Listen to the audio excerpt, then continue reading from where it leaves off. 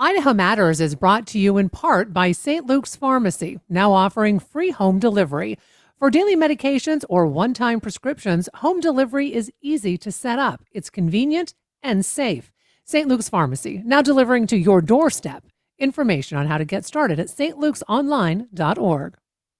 Family, work, school, you've got a lot going on. I'm Aisha Roscoe from NPR. We know you're busy, so we've made staying informed easy. The Boise State Public Radio mobile app is a hassle-free way to keep up with the latest news and stories. Whether you're cooking dinner, folding laundry, or just tackling your daily to-do list, staying in the know has never been so simple. Download the free Boise State Public Radio app today, so even when you're busy, you'll never miss a beat. And join me for Weekend Edition every Sunday morning from 6 to 10 on Boise State Public Radio News. From the studios of Boise State Public Radio News, I'm Gemma Gaudette. This is Idaho Matters. A deadly virus outbreak on a cruise ship off the coast of Africa is making international headlines. It's a virus that most of us don't think of often, hantavirus. Now, what has health officials paying close attention is that this appears to be the Andes strain, and this is a rare version that can spread from person to person under certain circumstances. Several people have died. In fact, the World Health Organization confirming just a few minutes ago that that death toll is now up to 5 people. Others have been evacuated for treatment, and health authorities around the world are now tracking possible exposures. So, what exactly is this virus? How concerned should people be, and what can we learn from what's happening? Well, Dr. David Pate, the former CEO of St. Luke's Health System and the co-author of the book Preparing for the Next Global Outbreak, is joining us now to talk more. Hi, Dr. Pate. Hi, Gemma. And I need to clarify. I said 5 deaths confirmed. There are 5 cases confirmed so far. So let me correct that. Folks, if you have a public health question, get that sent in to us, Idaho Matters at boisestate.edu. So, Dr. Pate, for people who are hearing the word hantavirus for the first time, or maybe they've heard it before but don't know much about it, what exactly is it? Let's start with that, and then can you talk to us about what makes this strain different from other forms? Sure. So, hantavirus was recognized in the United States in an outbreak that began in 1993. And so since over the time up to 2023, so about 30 years, we've had 890 cases in the United States. So it's not real common, but we actually do see it a lot in the western United States. And it is a virus that is transmitted by rodents to humans, usually through their urine, feces, saliva. A lot of times when we hear cases in this part of the country, it is oftentimes in rural areas. Oftentimes there's a situation where somebody might be cleaning out an old shed or some area that's got a lot of debris, and they're sweeping and that kind of thing, and that stirs up the virus from in the soil or the leaves or debris, and then they inhale it and become infected. And unfortunately, this virus has the significant potential to make you very, very ill. Okay, so Dr. Pate, this sounds very concerning. As I said, I mean, there's been multiple deaths. They've done evacuations off of this ship. There have been quarantines. From a public health perspective, I mean, how concerned should the average person actually be? In particular, this strain that the World Health Organization has said can sometimes be transmitted from person to person, because that's unusual. It is very unusual. But with this strain, that can happen. So there are a number of strains, and it happens that this particular strain is common, or more common, let's say, in Argentina and Chile in South America. And so we don't typically see it in the United States, but it is more prevalent in those areas. And that's where this ship departed from. And so the difference between strains is the other strains really don't seem to be transmitted human to human, or if so, very, very uncommonly that we just haven't recognized it. But this strain that you mentioned, the Andes strain, which is what is now kind of the leading thought about what's going on this cruise ship, because to my knowledge, this is the first time we've had an outbreak on a cruise ship. This is not how we typically see outbreaks of this virus. And so, given that it's transmitted by rodents, and given that this is a cruise ship, which cruise ships are usually kept, extremely clean and hygienic, it seems unlikely that they would have a rodent infestation on the cruise ship. It's not impossible, but it seems unlikely.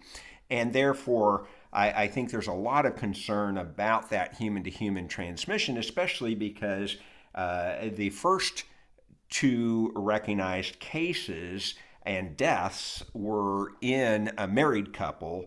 And typically for the human-to-human transmission, you really do need close contact for an extended period of time. So I'm sure that's what they're looking at. So with that said, Dr. Pate, I mean, we know that cruise ships are close quarters by design, right? I mean, there's shared dining, shared air, shared cabins. People, spend lots of time together. Did that environment potentially make the transmission more likely, or could that exposure likely have happened? I believe there was an excursion in Argentina before the couple that died got onto the ship. So does that appear that the virus may have spread on board, after this time in Argentina, or do we even know yet? Well, the answer is we don't know, but you're raising very good points. And the thing that's tricky about it is that hantavirus can cause two very different syndromes in people. That is the collection of signs and symptoms and organs affected. And what we see in the Western Hemisphere is that hantavirus is more likely to cause a respiratory illness, what is called hantavirus pulmonary syndrome. And however, in other parts of the world, in the eastern part of the world, they tend to get hemorrhagic fever with kidney failure. And ironically, because usually we think of the hemorrhagic fevers as having the highest mortality rates, actually it's the pulmonary syndrome with hantavirus, which this appears to be, and would make sense being that we believe it originated in the Western Hemisphere, that is more serious. And so what we see when it's the pulmonary syndrome is even a little bit over 1 in 3 people that gets infected will die. And we don't have any effective treatments for it. So it is very serious. And the problem is with the hemorrhagic fever type, which we don't think this is, that incubation period is like 1 to 2 weeks. But with this syndrome, the incubation period can be 1 to 8 weeks. So you're talking about somebody could have acquired this infection up to 2 months earlier, which makes it really much harder for us to rule out all the possibilities. Was the initial case infected long before they ever arrived for the cruise and boarded the ship, or are they one of these folks that had the shorter incubation period, which can be on the neighborhood of 1 to 2 weeks, and in fact acquired it while they were in Argentina, which we know you can get this infection, or like you said, was it acquired on the ship or one of the excursions? And so, really, what will help us the most there is not looking at the married couple, because we can certainly expect that it's very likely that the husband who died first probably transmitted it to his wife, but looking at what was the connection between that married couple and then the other cases now that have been identified. Where did their paths intersect? And given that the first couple was from the Netherlands, the third death was in a German, and now there's a patient who's critically ill in the ICU who's from the UK.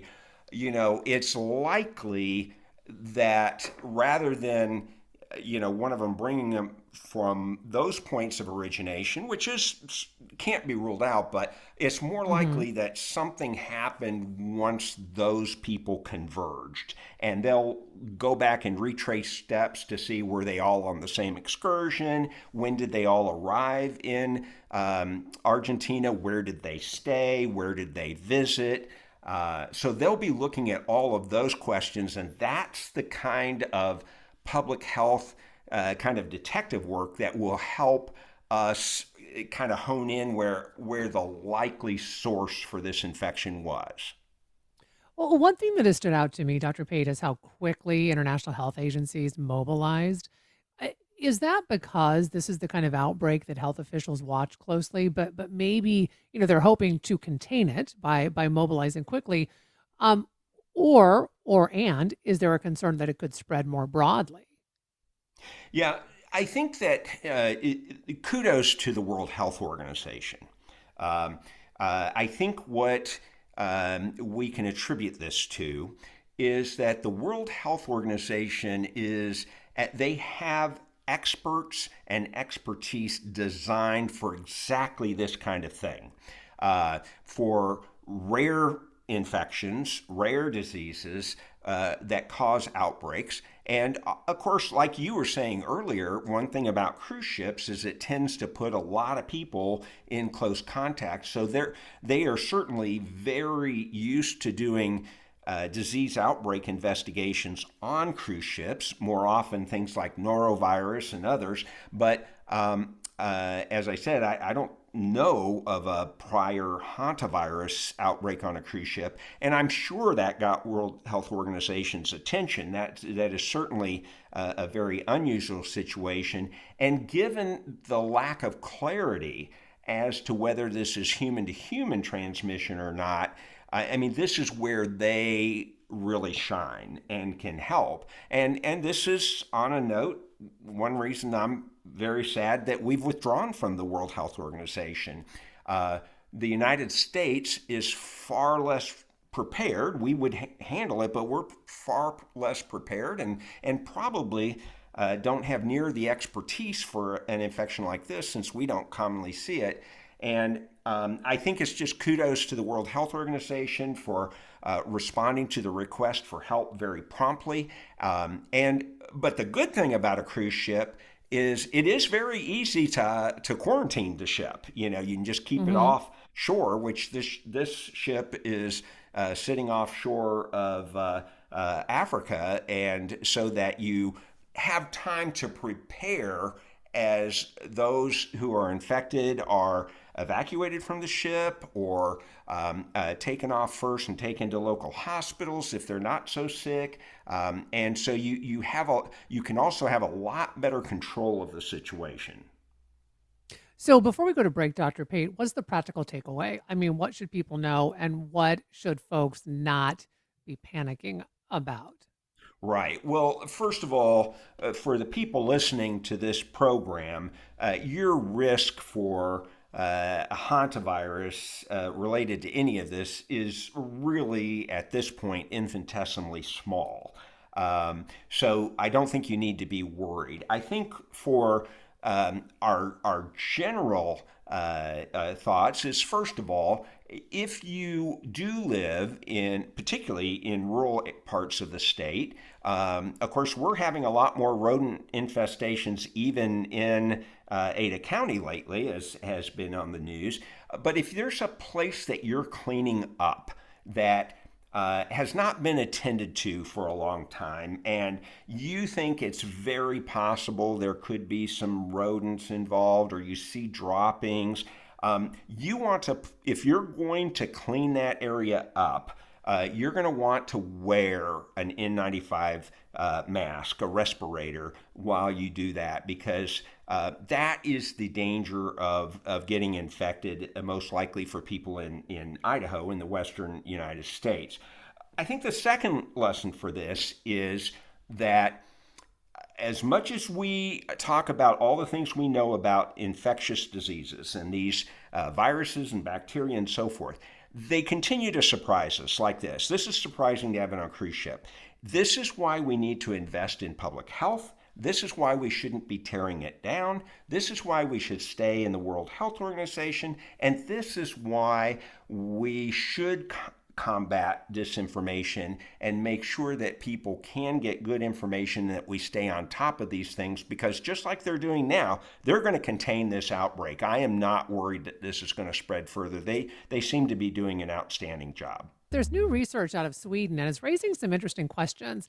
Could the relationship between meat and brain health depend less on what's on your plate and more with your genes?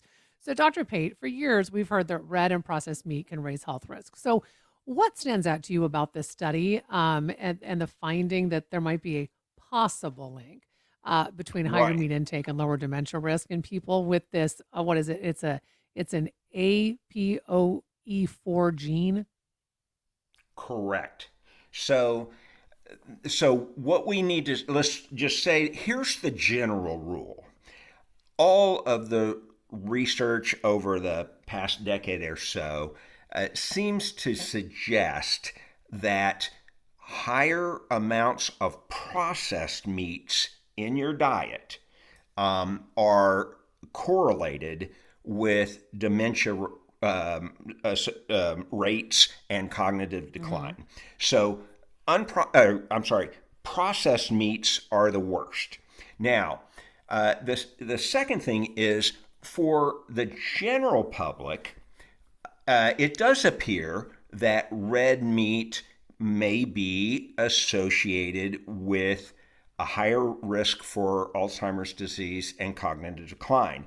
What this study looked at, and then I'll tell you what I think the takeaway from it is, what they looked at is just a subset of people at risk for Alzheimer's disease. So, with Alzheimer's, there definitely is a genetic link, but that is certainly not the whole story. And so there are three genes: ApoE2, ApoE3, and ApoE4. Most people, slightly over half of the population, will have inherited an ApoE3 gene from each parent. So they'll be 3-3. They'll have two copies of the three. This study doesn't address those people.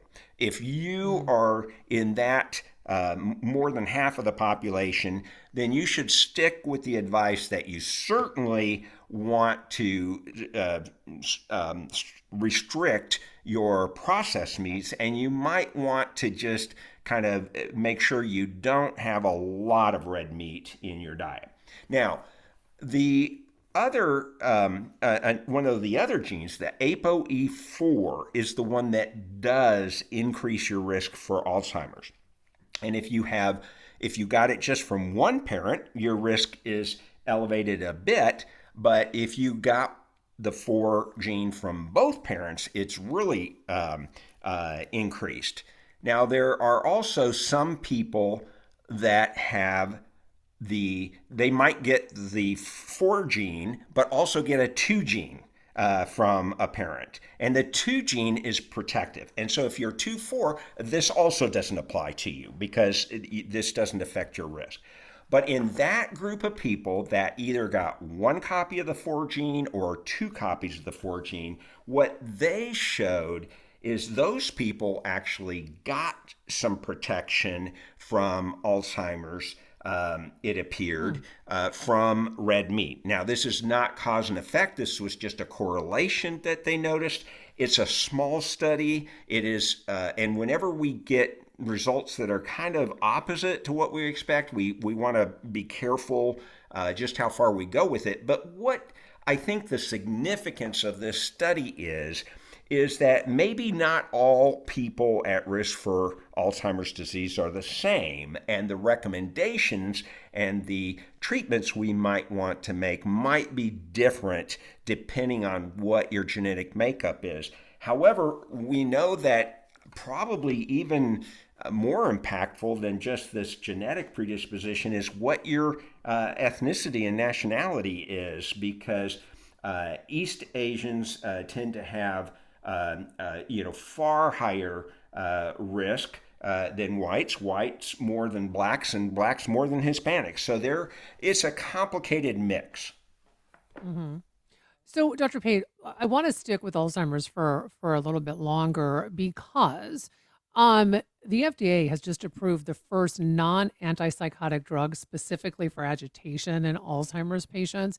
Now, for folks or caregivers, families who have not experienced this firsthand, can you help us understand what agitation in Alzheimer's looks like, and why can it be one of the most difficult symptoms for caregivers to manage?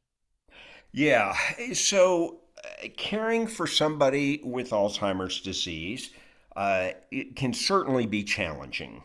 Uh, and but if you take those people that get Alzheimer's disease, 50 to 60% of them will also have agitation.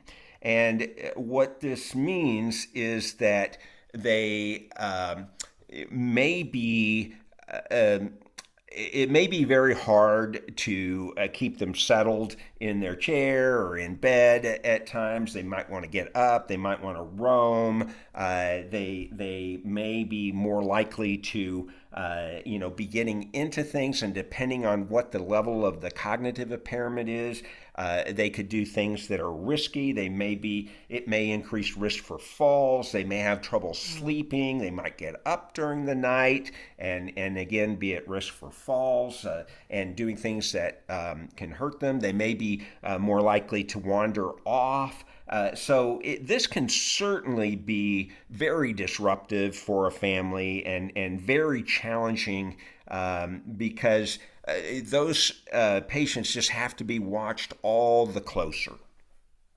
So, Dr. Pate, what makes this approval significant then, especially since my understanding is that most medications that are used for agitation and dementia have always been antipsychotics, but then they have some pretty serious risks for older adults in particular.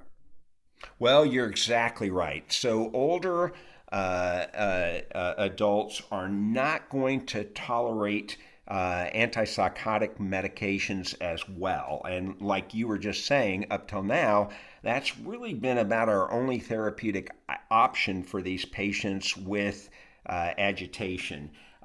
First of all, these medications tend to be very, very sedating. Mm. Of course, you might think, well, that would be great in the setting of agitation, but that sedating can also come with risks. That can certainly increase the risk for falls. It can increase the risk for aspiration, breathing, in some of food or drink, that kind of thing. So there's just a number of effects that can happen that can be problematic from the sedation, but also these drugs are also associated with other neurologic side effects. And when you're already treating a neurologic condition, that sometimes can put you in a situation where the drug is not giving you the benefit you would hope for, and so we've been very limited in our options until this new medication approval.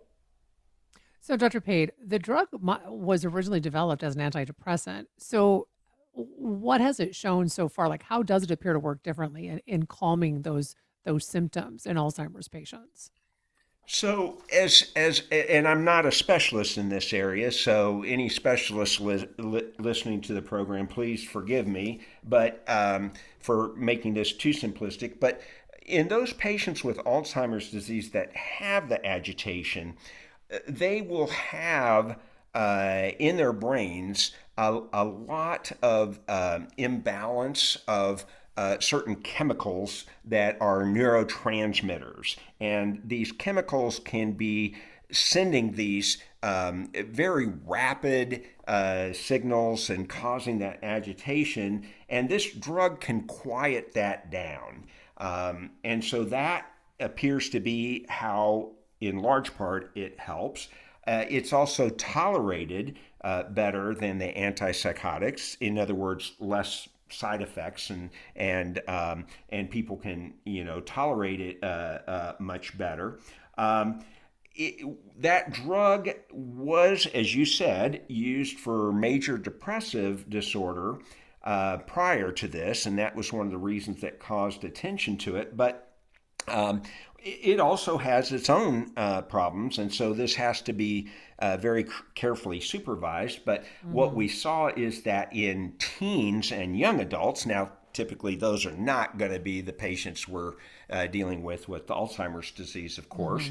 But we did see when they were treated for depression that they could have increased suicidal thoughts. So it certainly is something that we have to watch for this drug. We don't expect it to be as big a problem in the older population, but we want to watch that. And then it does have side effects that can be problematic, like dizziness and nausea and headache, dry mouth, sweating, diarrhea, things like that. So it just needs to be supervised, and we need to try it carefully, observe. But it is so nice for doctors, patients, and families to have another option. So, Dr. Pate, there is a new study, and it's adding to the growing conversation around GLP-1 drugs.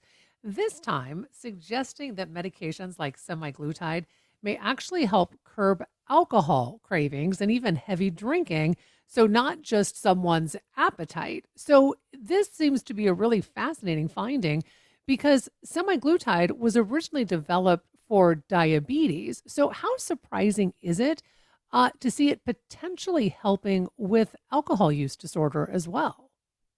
Well, I have to tell you, since these drugs came out, I've been continuously surprised. I cannot remember another new drug for which we have found so many other benefits over time. That doesn't mean that these drugs are risk free, but it is quite surprising. And I think that what these drugs are doing is helping us better understand about just the role of these receptors throughout our bodies, including our brains, and the role that it has. Because this enzyme protein is typically a gut protein that triggers receptors. But we've come in the last handful of years to see that there's a much bigger connection between the brain and the gut than I ever imagined or I ever was taught in medical school. So we're learning a lot, and this is incredible. And like what our last subject was, it's giving us another potential option in our toolbox for a very difficult problem of alcohol substance abuse disorder. So, researchers think, Dr. Pate, that these GLP-1 drugs may be impacting the brain's reward pathways. Does that make sense biologically? I mean, could it actually maybe help explain why some people say like they've had this food noise, and it goes away, but then these alcohol cravings are seeming to quiet down as well? Yes, I think it makes a lot of sense to me, just as you're suggesting, Gemma. I think that we're going to find it is far more complicated, but what we have realized is that there are these different centers in our brains, and that depending on the receptors there and the chemicals there, that those can certainly get out of balance and cause problems. We now know that there are these GLP-1 receptors in the brain.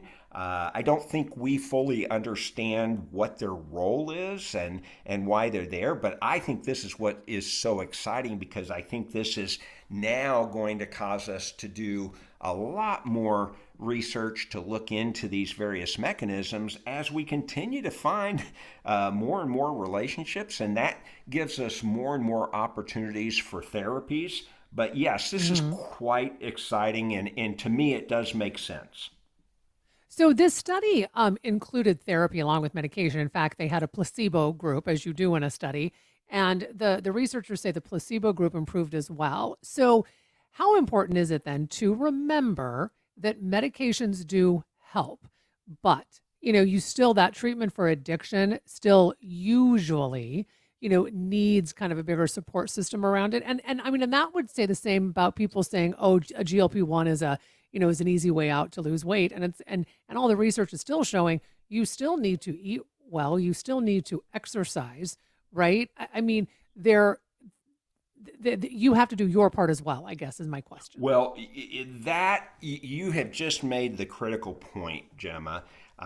If you are using GLP-1s, most of the time it's because you have diabetes and obesity and need that under control. You still have to do the other things, just as you mentioned, watching your diet, getting exercise, etc. And for people that are using these drugs for weight loss or for for control of their diabetes, or both, if you just try to take the approach of the drug being the cure-all, you can get into some real problems, because without the exercise and other care, what can happen is these drugs can just cause you to lose a significant amount of your muscle mass, and that is not good. So yes, it should never be treated as a cure-all. It is a adjunct. It's something you can add to your otherwise approach to the disorder. And just as you've just made this point, Gemma, is so important, that what they looked at in this group was people that were obese and had alcohol use disorder and were ready to make changes. They wanted to try to achieve sobriety. So this was a group not just with alcohol use disorder, but they were also obese and they were also highly motivated. And so just as you said, the control group also decreased their heavy alcohol drinking days and so forth. But the group that had the semaglutide, they had about double the reduction in cravings for alcohol and heavy alcohol drinking. So it is an adjunct, but you're right. You still want to be working a program. You want to have a support group. You want to have a sponsor. You want to look at your environment so that you're not triggering yourself to drink. You've got to address those underlying issues. And so your point is just really, really critical. So if larger studies confirm this particular benefit, do you see GLP-1 medications eventually becoming part of Main Street treatment for alcohol use disorder? But a bigger question then would be, what about access that still needs to be answered? Because these medications are incredibly expensive still, and many health insurance companies are no longer covering it unless you have diabetes, and that's it. Well, you're exactly right. I think the current degree of expensiveness of these medications and how limited the insurance coverage is will make it so it is not going to be a first step approach or something that we can offer to everyone. Now, with that said, we've got some great developments. First of all, they're now coming out with an oral form of the medication. And I haven't seen how that's going to be priced, but generally that would involve much lower pricing. I think also because of what you and I were just talking about we're just uncovering more and more benefits and possible uses for these drugs. I think that will spur more competition, more people to develop related type of medications and other types. And when we get more competition there, that will bring down the prices. So eventually, could this get to be a more standard part of our practice for those that take care of these kind of patients? Possibly. I think for now, especially given that alcohol abuse disorder is potentially lethal. And I think for the person who is working a program, trying to get sobriety and struggling and having relapses and all, maybe that becomes, especially if they have confounding obesity, then maybe that becomes the direction for going to this kind of treatment. But you're right, we need a lot more research. We need to understand this better. We don't know if it has the same benefit in people that aren't obese. So more to come, but it's exciting to have these new developments and new opportunities for us to explore. Well, as always, Dr. Pate, we so appreciate you taking all this time with us. We've been speaking with Dr. David Pate. He is the former CEO of St. Luke's Health System and the co-author of the book, Preparing for the Next Global Outbreak. And remember, if you have a public health question for Dr. Pate, send us an email, idahomatters@boisestate.edu, and we will answer it next week. And that'll do it for this episode of Idaho Matters. Make sure you check out our podcast feed because you can find more episodes of topics that might be interesting to you. And for more local news and headlines, make sure you subscribe to the Connector podcast. Know someone who might enjoy our podcast? Be sure to share it with them today. Love Boise State Public Radio podcasts? They are free to enjoy, but not free to produce. If you can give, your support helps keep shows like Idaho Matters and Scandalize available to everyone. Donate now at boisestatepublicradio.org.